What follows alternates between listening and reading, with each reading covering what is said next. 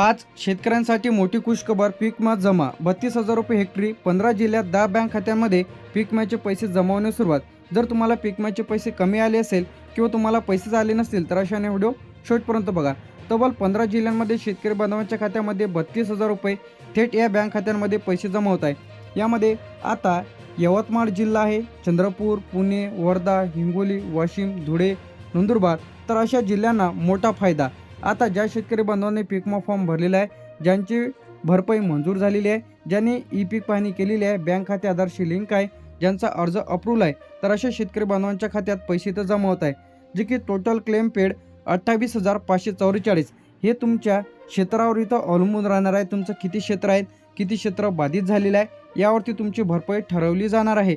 या पद्धतीने शेतकरी बांधवांच्या खात्यामध्ये पीक विम्याचे पैसे 2024चे देखील इथं शेतकरी बांधवांच्या खात्यामध्ये राहिलेला जो काही पीक विमा होता ते 11,528 काही शेतकरी बांधवांच्या खात्यामध्ये पैसे तर जमा होत आहे.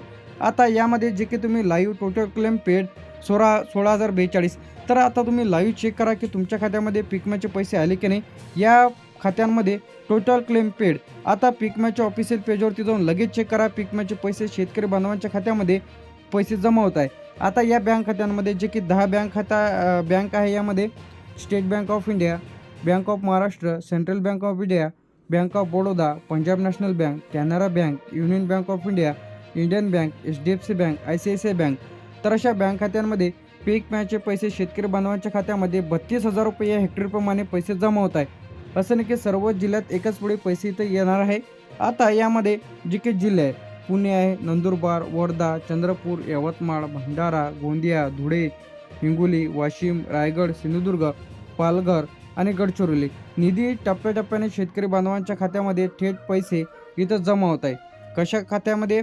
ज्या बँक पासबुकला तुमचा आधार लिंक आहे. आता तुमचे पैसे याच बँक खात्यांमध्ये पैसे जमा होतील असं नाही. आता जे काही पीक विमा फॉर्म भरताना तुम्ही जे काही बँकेचं पासबुक दिलं होतं त्या बँक खात्यांमध्ये तुमचे पैसे आले का लगेच तपासा. आता पेंडिंग जे काही जिल्हे आहे यामध्ये अहमदनगर, अकोला, अमरावती, छत्रपती संभाजीनगर, बीड, बुलढाणा, जळगाव, जालना, कोल्हापूर, लातूर, मुंबई शहर, मुंबई उपनगर, यानंतर नागपूर, नांदेड, नाशिक, धाराशिव, परभणी, रत्नागिरी, सांगली, सातारा, सोलापूर, ठाणे तर असे जे काही जिल्हे आहे या जिल्ह्यांमध्ये टाईम लागणार आहे. जास्त भरपाई कोणाला मिळणार आहे? आता ज्या भागांमध्ये पिकाचे जास्त नुकसान झालेले आहे अशा शेतकरी बांधवांना अशा जिल्ह्यांमध्ये ज्या शेतकरी बांधवांनी पीक विमा फॉर्म भरलेला आहे, यामध्ये सोयाबीन आहे, कापूस आहे, तूर आहे, तर अशा पिकांसाठी जास्ती भरपाई मिळण्यात येत आहे. आता ज्यांचं पीक नैसर्गिक आपत्तीमुळे, दुष्काळ, गारपिटीमुळे जास्त नुकसान झालेलं आहे अशांना जास्ती भरपाई देण्याची शक्यता आहे.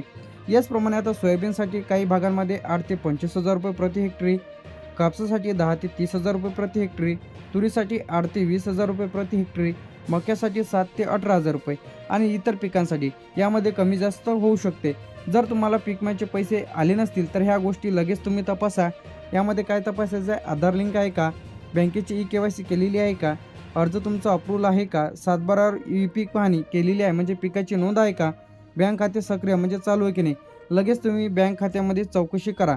आता ज्यांना कोणाला पीक विम्याचे पैसे आले नसतील तर अशांनी तक्रार देखील करता येणार आहे 14447 किंवा तुम्हाला लेखी अर्ज द्यायचा आहे पीक विमा कंपनीला.